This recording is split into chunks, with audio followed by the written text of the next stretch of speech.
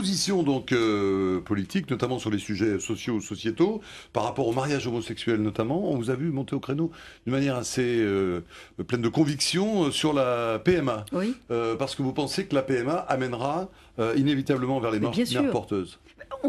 Le combat pour d'ailleurs ce mariage pour tous, moi le terme me gêne, parce que où s'arrête le tous? Si on voulait uniquement un mariage entre deux personnes de même sexe, alors dans ce cas-là, on fait le mariage homosexuel. Mais mariage pour tous, je pense, ouvre la porte à d'autres choses. Et donc, moi, je trouve ça... C'est-à-dire, vous pensez Mais ça s'arrête tout, le tous. On peut aller plus loin, hein. Donc, il faut faire très attention. On n'a pas eu un vrai débat sur le sujet. La deuxième chose, moi, que je considère extrêmement grave, c'est la PMA, puisque c'est un combat, soi-disant, pour l'égalité. Si on ouvre la procréation médicalement assistée aux couples de femmes homosexuelles, pourquoi, au nom de l'égalité, on l'interdirait aux hommes? Donc si on l'ouvre aux hommes, ça devient effectivement, c'est la porte ouverte à la gestation pour autrui, c'est-à-dire les mères porteuses. Donc on va vers le commerce des corps. Moi je trouve que j'entends peu le gouvernement qui se dit défenseur des droits des femmes sur ce sujet. Parce que je veux vous dire, la gestation pour autrui, c'est une atteinte grave aux droits des femmes. Et puis je vous invite à lire des rapports et des études qui ont été faites aux États-Unis sur les mères porteuses, des dégâts, mais vraiment des dégâts très importants sur la santé des femmes, mais aussi sur leurs droits et leur liberté individuelle. Ça pose de graves problèmes, cette gestation pour autrui. Et donc, aujourd'hui, ça pose des problèmes éthiques, des problèmes de santé, mais aussi des problèmes affectifs. Vous pensez que les enfants qui seront conçus dans le cadre d'une PMA ou d'une gestation pour autrui, à un moment donné, d'ailleurs, j'ai vu que l'ONU travaillait sur une résolution pour que les enfants aient accès à leurs origines. Donc, on va aller de plus en plus vers un accès de l'origine des enfants. Vous pouvez imaginer quand les enfants demanderont qui est leur père ou qui est leur mère, qu'est-ce qu'on va leur dire? C'est un ventre?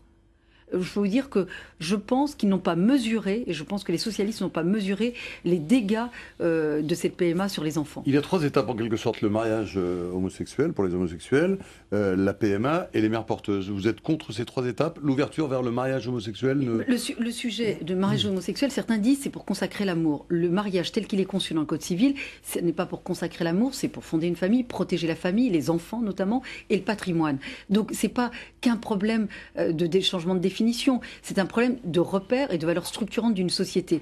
Dans toutes les sociétés organisées, le mariage est une institution. Donc, est-ce qu'on balaye comme ça d'un revers de main? On change une définition juridique? Il faut avoir un débat de fond pour savoir quelles sont les conséquences d'un changement de repères et de valeurs dans une société. C'est pas de dire on est pour ou contre et nous stigmatiser ou nous caricaturer si nous sommes contre. Je dis simplement qu'il faut avoir un vrai débat sur le sujet. La PMA pose des vrais problèmes je vous dis, de santé et d'éthique. Et puis, on est dans le sujet on est dans le droit à l'enfant. J'ai envie d'un enfant, donc voilà, on le conçoit comme on veut, enfin n'importe comment. Donc ce n'est pas, moi j'ai dit, les femmes ne sont pas des distributeurs automatiques d'enfants. C'est-à-dire que c'est pas, j'ai envie d'un enfant, donc effectivement, je me donne les moyens de faire un enfant avec la PMA ou la gestation pour autrui.